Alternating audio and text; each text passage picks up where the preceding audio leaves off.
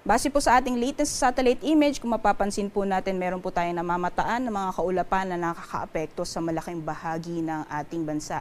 Sa ngayon po, patuloy pa rin ang epekto ng easterlies. Ito po yung mainit na hangin na nanggagaling sa karagatang Pasipiko.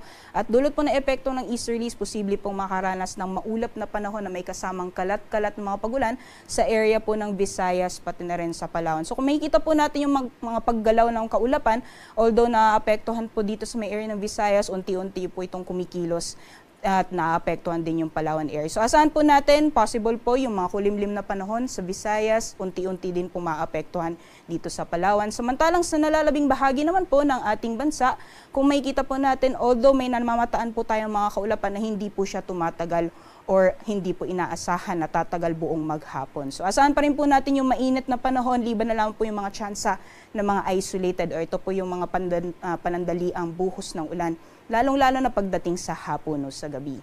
In terms of monitoring naman po, wala tayong binabantayan na low pressure area o bagyo sa loob at labas ng ating Philippine Area of Responsibility. Kaya asahan po natin sa mga susunod na araw, unti-unti po nating mararamdaman ulit yung epekto nitong southwest monsoon. Pero sa ngayon po, most likely maapektuhan lamang po yung areas ng Palawan pati na rin sa may western portion ng Mindanao. So dyan po sa Palawan, asahan po natin for the next few days, magiging maulan pa rin po yung panahon pati na rin sa may area ng Zamboanga Peninsula bago po matapos yung linggo or hanggang sa darating na weekend or possible this coming weekend, posible din po maapektuhan dito sa may western section ng Visayas.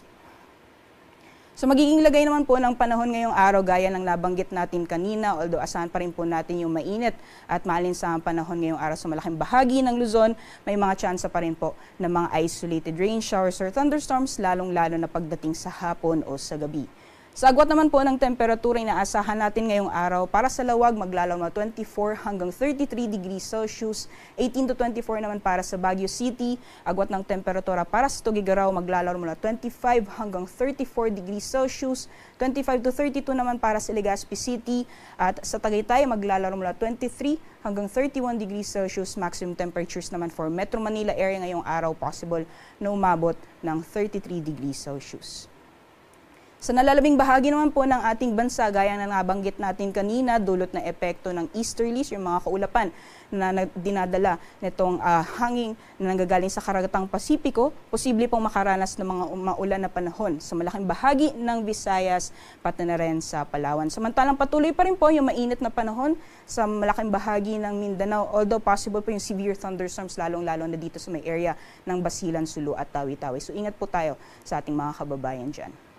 Sa agwat naman po ng temperatura para sa mga piling syudad sa Palawan, Visayas, pati na rin sa may Mindanao, maximum temperatures po sa Kalayaan Islands at Puerto Princesa aabot ng 32 degrees Celsius, gayon din sa mga piling syudad dito sa Visayas. For Iloilo, Cebu at Tacloban, maximum temperatures natin aabot ng 32 degrees Celsius. Gayon din sa Cagayan de Oro, 32 degrees Celsius maximum temperatures. Agwat ng temperatura para sa Metro Davao, nasa 24 to 33 degrees Celsius. At dito naman sa Zamboanga ay maglalaro mula 25 hanggang 34 degrees Celsius.